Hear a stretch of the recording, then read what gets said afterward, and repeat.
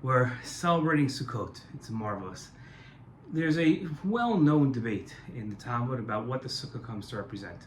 One opinion maintains that the Sukkah comes to represent the clouds that protected us in the desert as we traveled from Egypt to Israel. The other opinion maintains that there were actual Sukkot in the desert that we lived in while we were in the desert. These were easily taken apart and put back together, and the Sukkot comes to remind us of those Sukkot. It's an interesting debate, and a lot has been written about it, and over the last 2,000 years that this debate has been well known, and maybe the debate even existed before that. But the one thing that both opinions have in common is that they speak to God's protection.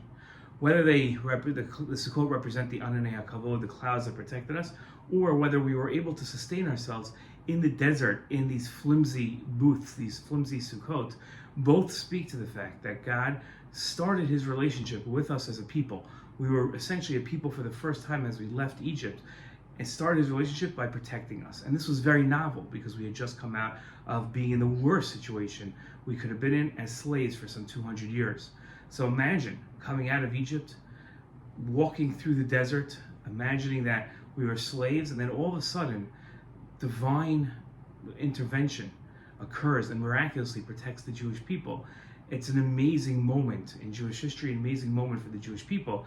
And that's why we celebrate in Sukkot, remembering the fact that God has protected us throughout that time. We're still the only people around that were around back then that are around today as a nation and a civilization. It's a pretty remarkable moment to celebrate. Okay, Chag Sameach.